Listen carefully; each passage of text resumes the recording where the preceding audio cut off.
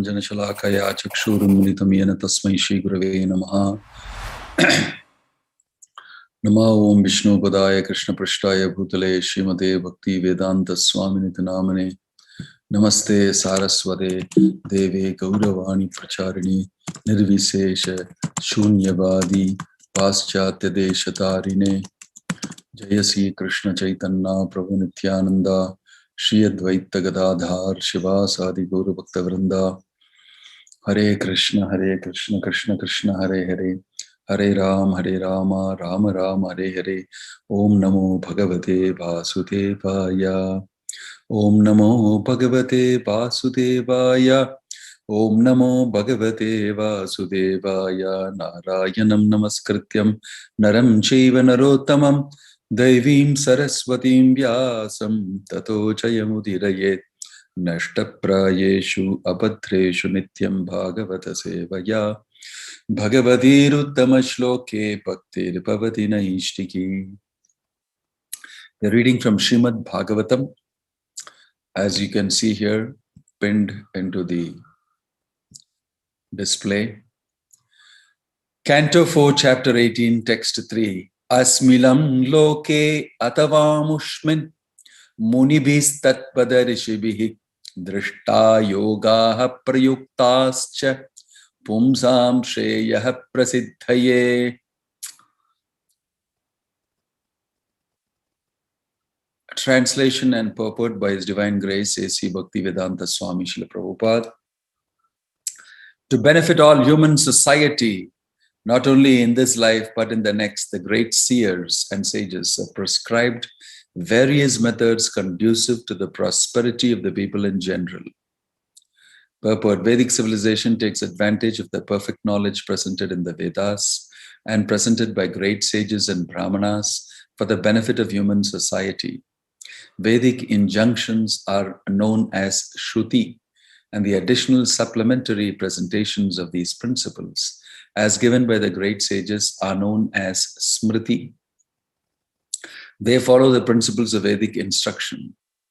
Human society should take advantage of the instructions from both Shruti and Smriti. If one wants to advance in spiritual life, he must take these instructions and follow the principles. In Bhakti Rasamrita Sindhu, Srila Rupa Goswami says that if one poses himself as advanced in spiritual life, but does not refer to the Shrutis and Smritis, he is simply a disturbance in society.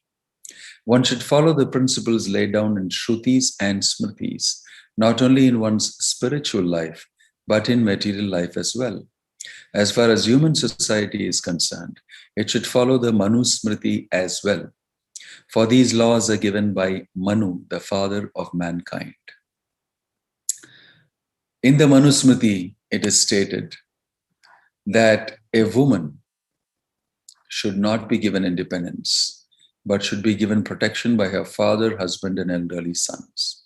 In all circumstances, a woman should remain dependent upon some guardian. Presently, women are given full independence like men, but actually, we can see that such independent women are no happier than those women who are placed under guardians.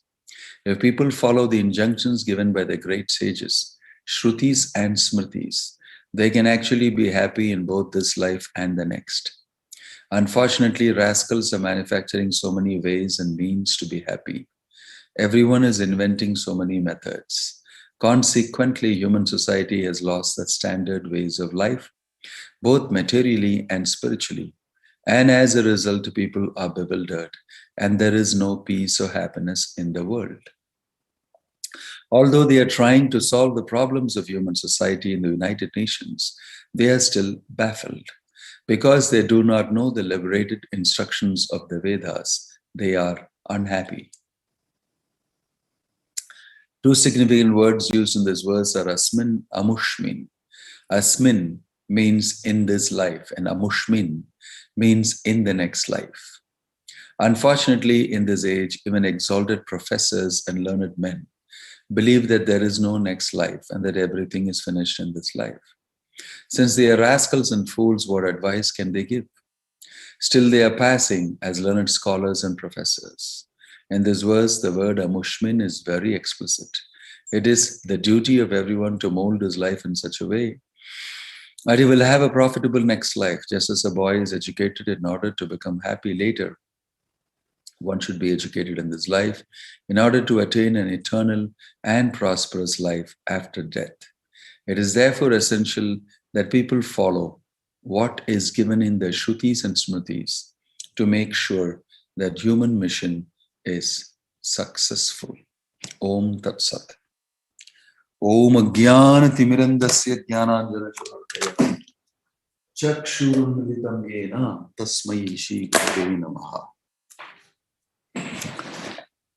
So,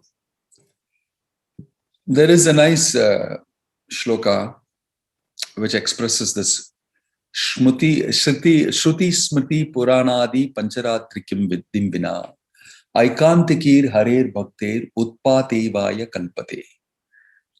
This is what Prabhupada is describing also here. He's saying that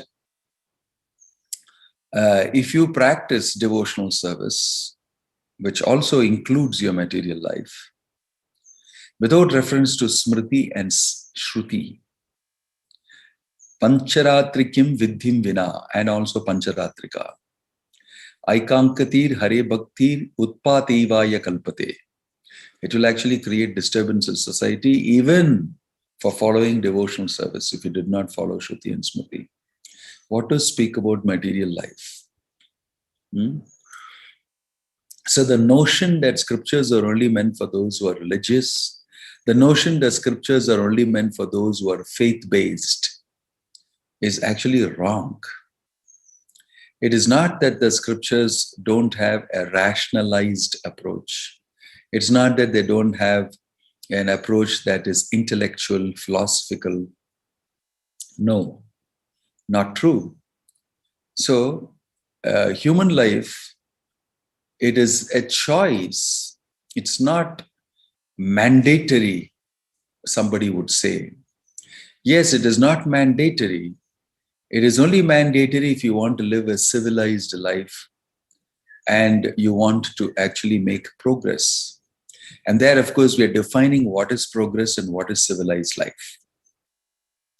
Civilized life definition today is different from what the Vedic scriptures tell us. The Vedic scriptures tell us in terms of the absolute truth, in terms of the creator of this material world, who is speaking and saying that this is how it is created, this is the mechanics of it, this is the reason for creation, and this is what is the end result expected. Every product has got a reason, a particular application, a particular result that will come out of it.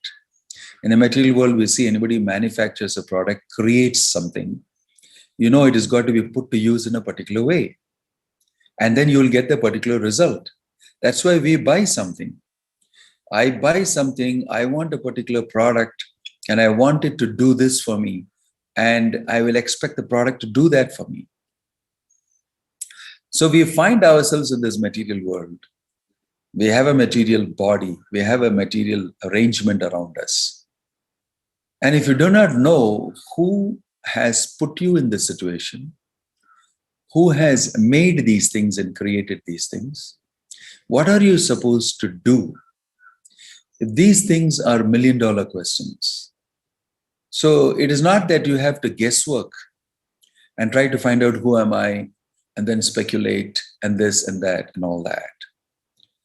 People think that that is the way we have to do things, and that the burden of self-realization and the burden of understanding this world and the burden of cracking the code of nature and everything is on us.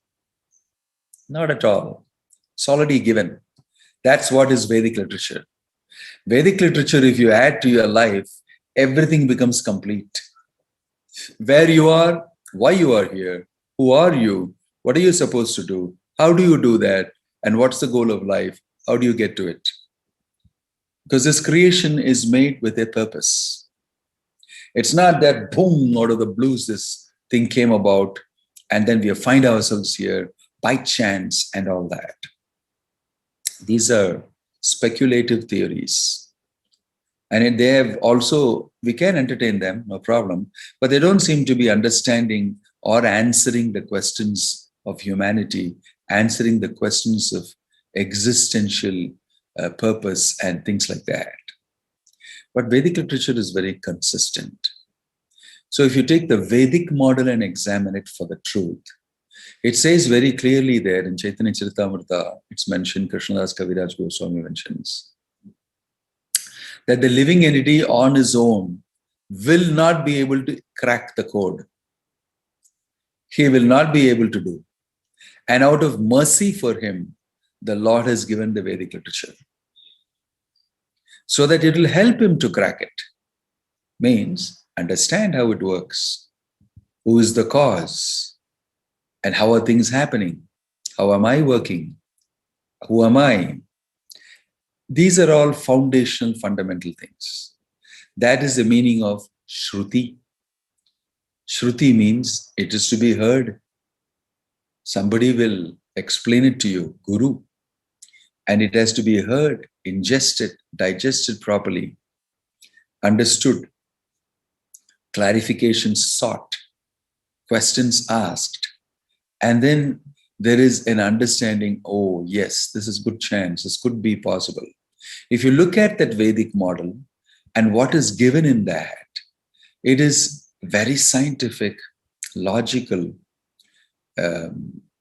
based on the truth, leads you towards understanding of life, and it serves as a manual.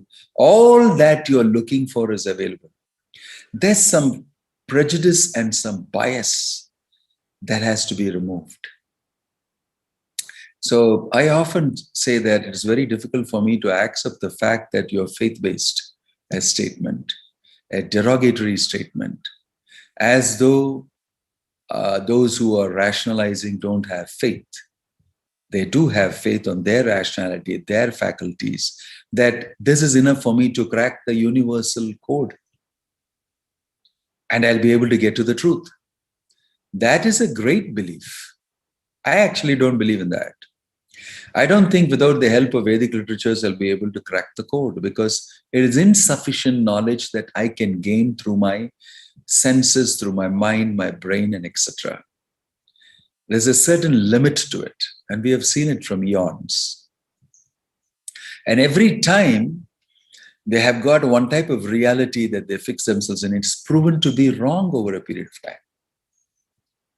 It's proven to be wrong over a few hundred centuries. And then they change it. And this is going on now also. There's a landmark change that's coming in civilization and society because of this COVID situation. People are rethinking how we have dealt with nature, why there is climate change, why there is coronavirus, why there is tsunami. All these things are connected, and people are understanding that there needs to be a paradigm shift in the way we understand the world around us. We understand ourselves. So in the past also, there were things like that. There was a type of living which today will look like, wow, horrible, amazingly horrible. Slavery. Whole world was, having slaves of people. They were whipped and made to do very horrible things. Look at America's background and its history. It's based on slavery. It's based on killing all the native people there. Look at any of the other histories. You will see it's all got a dark and dingy, dim past, which they want to brush under the carpet many times. Look at the British history, colonizing the world. And look at ourselves in India. Look at the history we have of colonization and how deeply we are embedded in that. Even today, we are under that influence. Oh, what a powerful influence that is. And slowly, slowly, as people come to know it, they shed it. So there have been different waves of such understanding, which have all been proven wrong because they were not explaining the truth properly.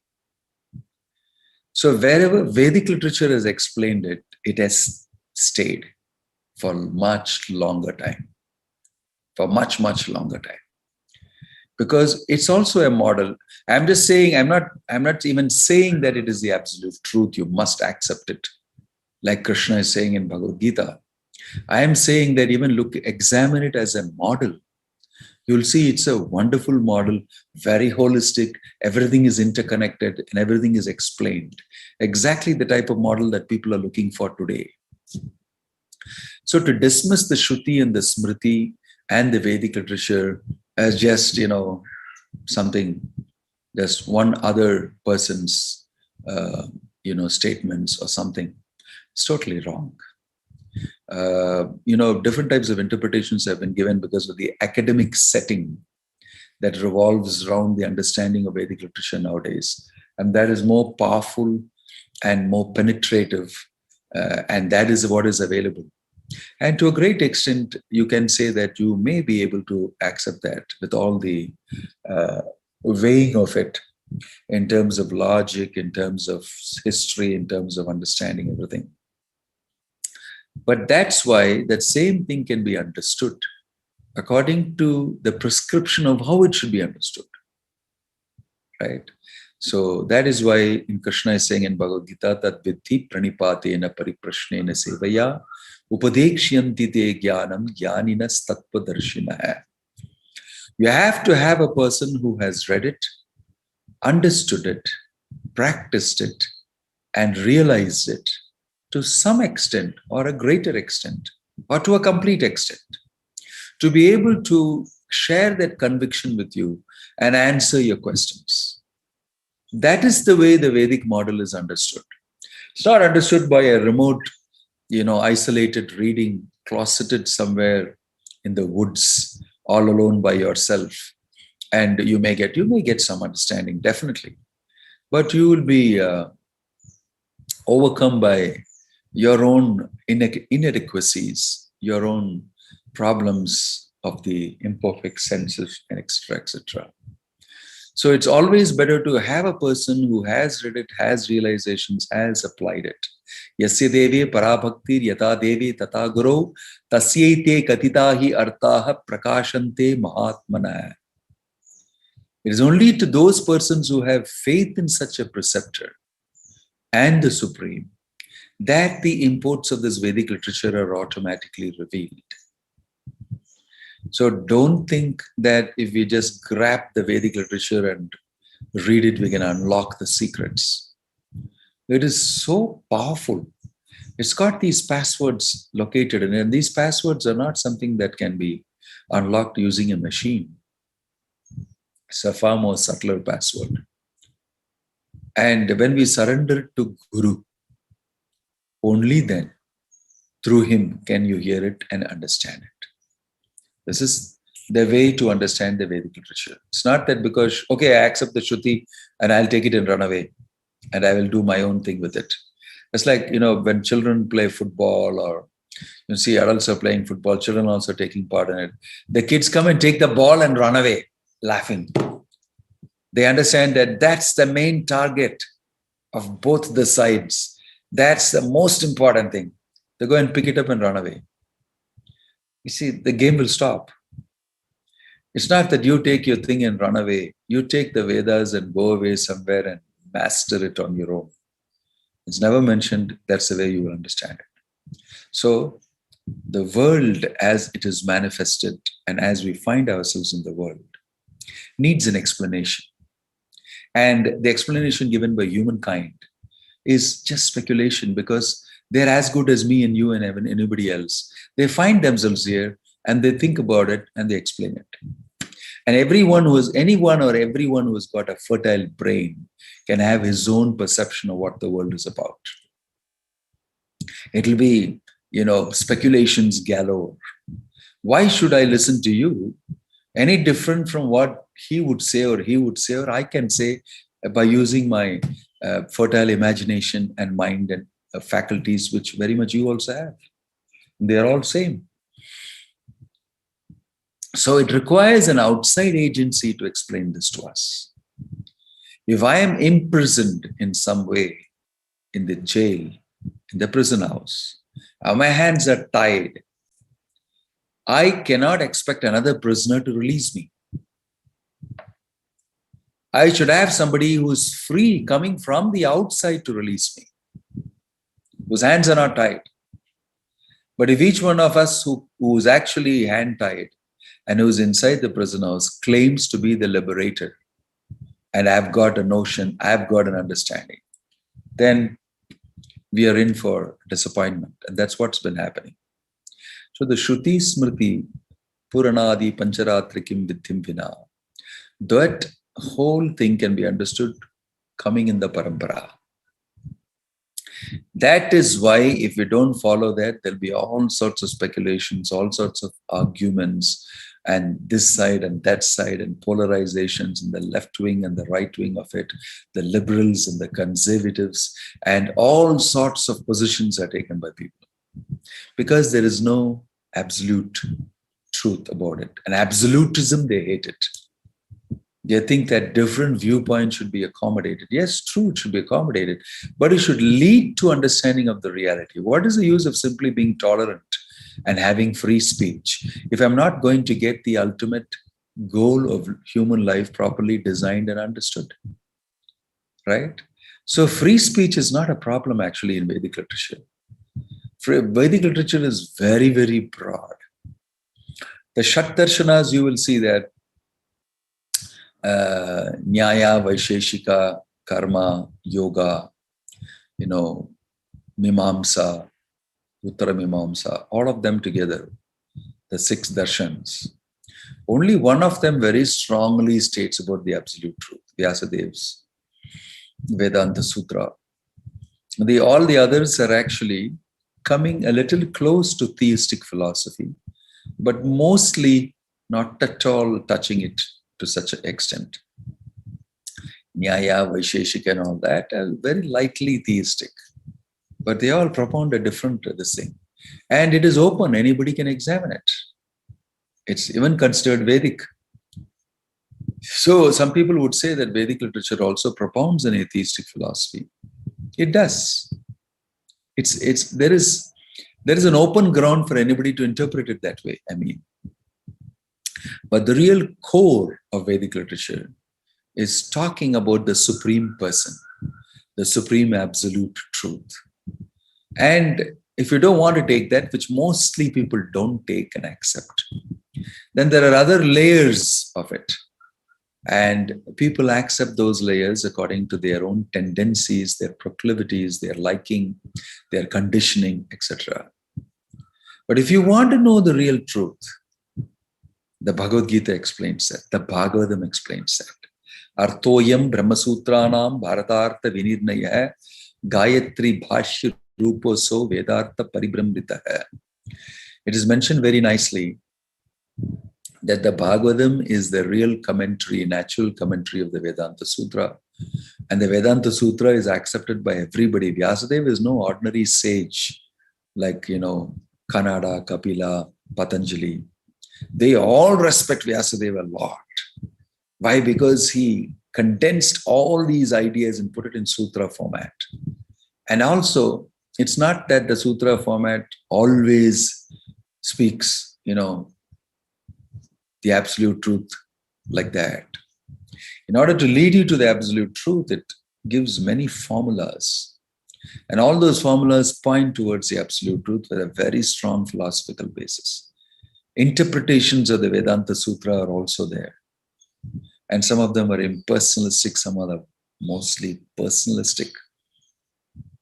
So there is a choice of ways you can also understand and ingest it. Nobody can interfere with it. And that's your individuality. That's your desire.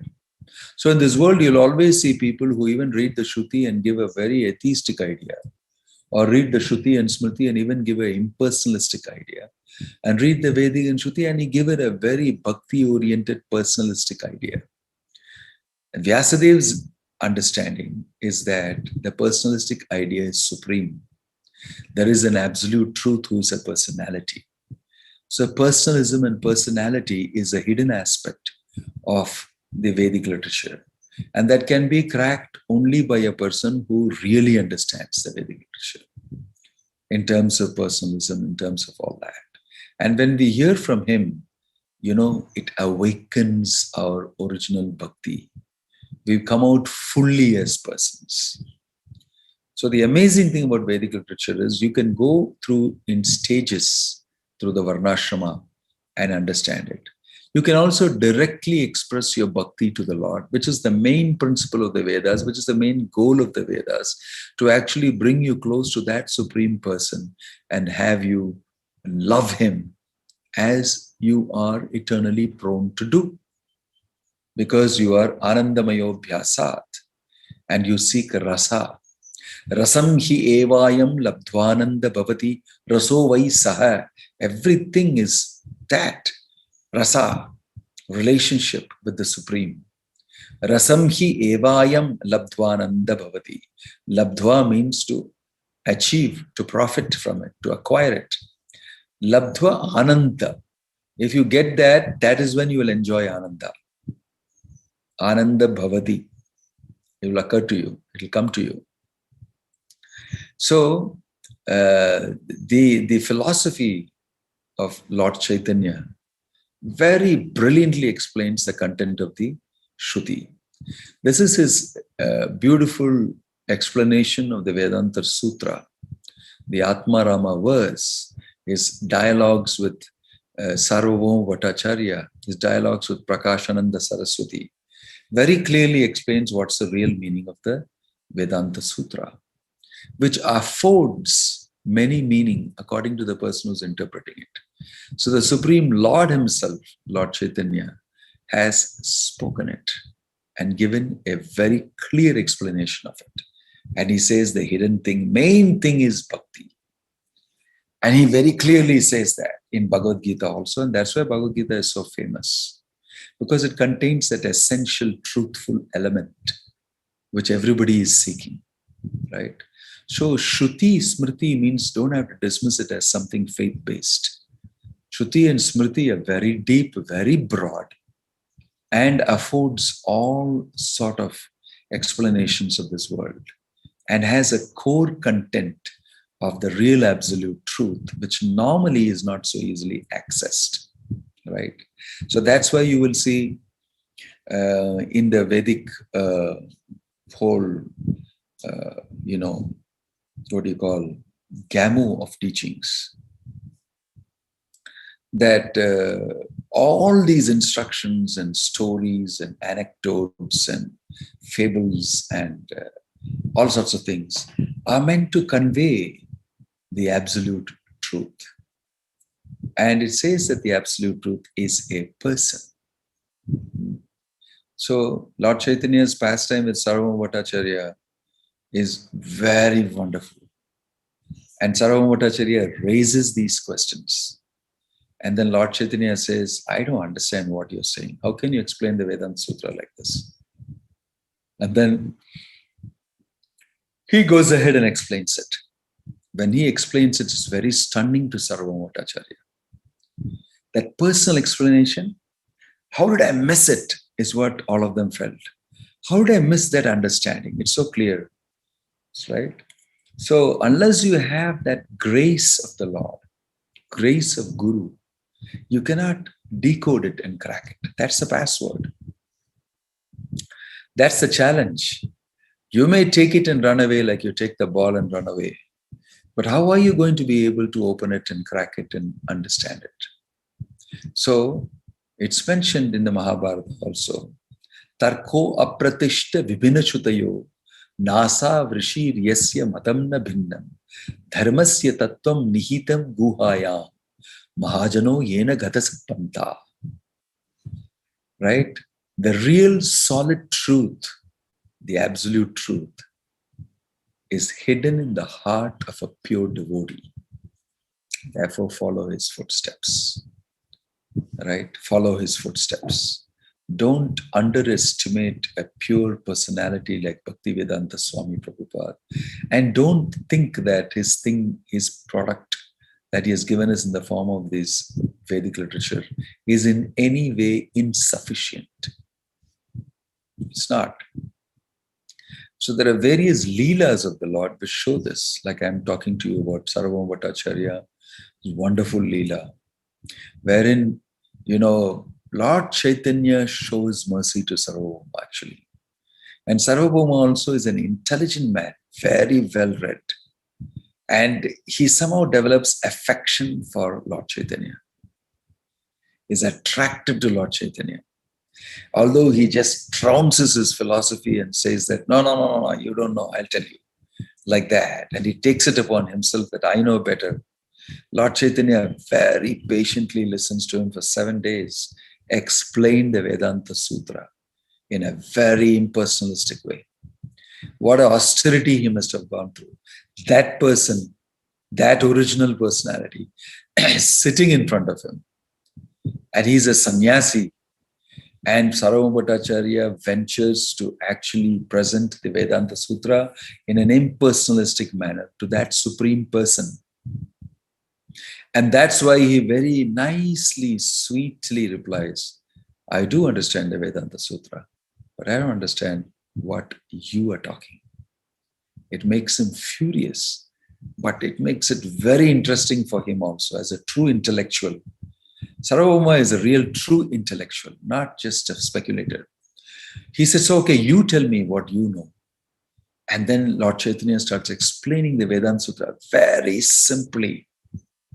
It's so simple and it really is, he gets awestruck. How did I miss this? How did I ever miss this understanding? It's obvious like that. And Lord Chaitanya explains that, brilliant.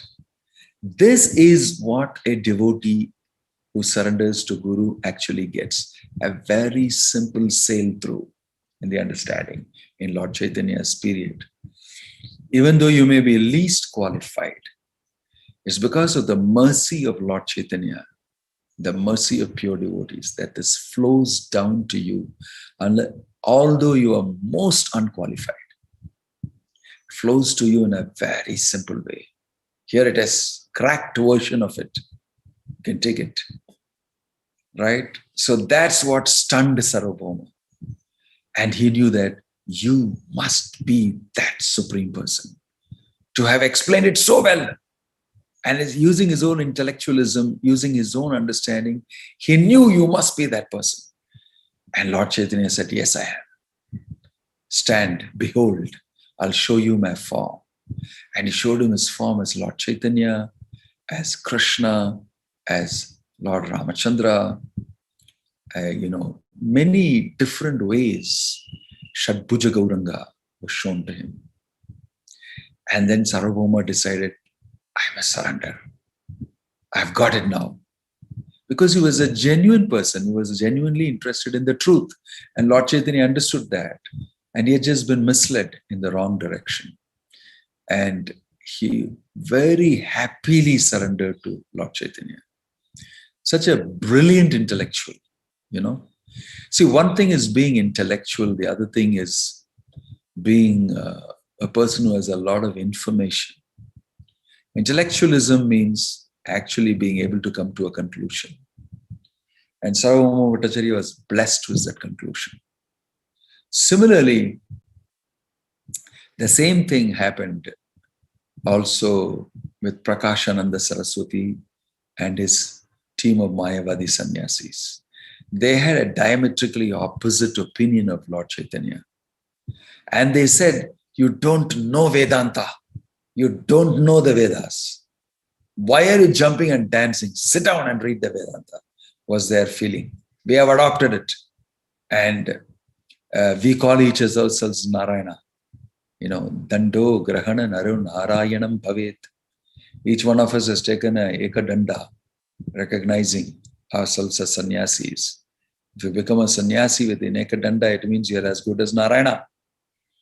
So they paid obeisances to each other, saying, Namo Narayanaya, to each other. And in between came Lord Chaitanya in Varanasi. The Brahmana came and invited, and Lord Chaitanya went to that particular program. And he assumed a very, very humble role. He sat down in the washing place after washing his feet. And The sannyasis who were waiting for him, especially Prakashananda Saraswati, said, no, come and sit here. He said, no, I am a very inferior sannyasi. I am low level, not like you people. It was actually a very sarcastic comment to start off with. But Prakashananda Saraswati and all of them who are very intelligent and well-read also knew there is something about this person. And then he personally pulled him up with his hands. When he touched the Supreme Lord, I'm sure that he got completely purified. And he did this seva, please come and sit amidst us. And he was sitting in the middle and everybody else was surrounding him. And that wonderful glow and tejas Lord Chaitanya exhibited, and they were influenced by him. They actually completely head over heels fell for him.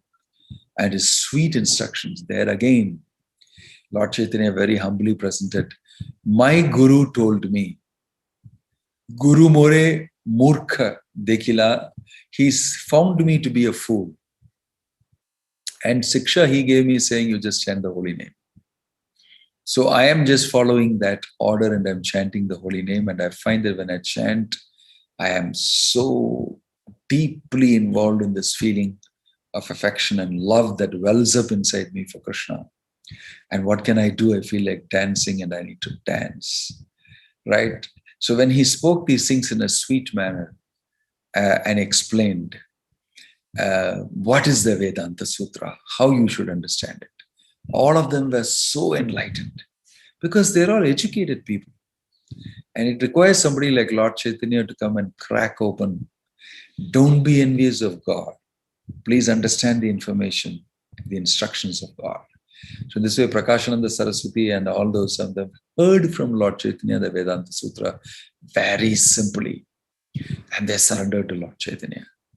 They fell at his feet and said, accept us as your disciple. So in spirit, they were all disciples of Lord Chaitanya. But he said that, no, you've already been initiated properly and you should follow this. So they were so happy. Prakashananda Saraswati surrendered. All those big sannyasis surrendered. And Lord Chaitanya, by his very sweet nature, Krishnavarnam Tusha Krishnam Sango Pangastra Parshadam, right? Yajnahi Sankirtana Prayer Yajantihi Sumedashaha. So he had no great weapons. He had nothing else with him, just his wonderful behavior. And in this way, both of them got enlightened in what is the Shruti. What is the essence of the Vedic literature is to understand the supreme absolute truth, Krishna. That was understood so nicely by all of them because of the appropriate preaching of Chaitanya Mahaprabhu.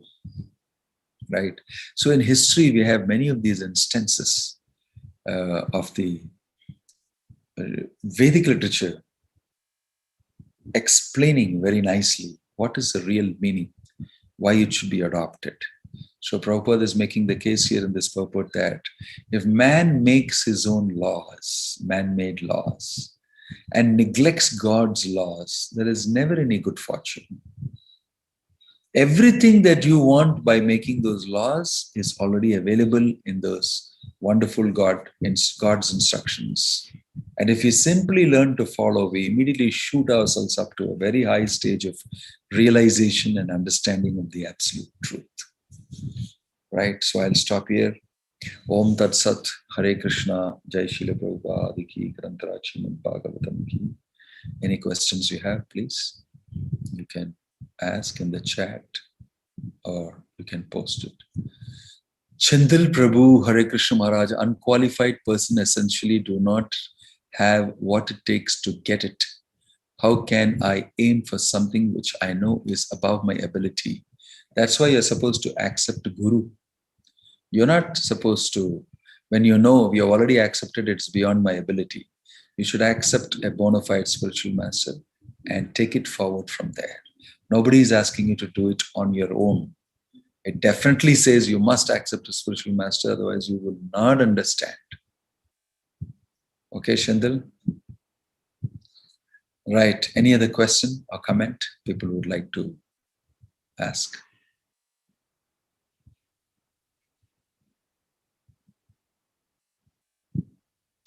Any question?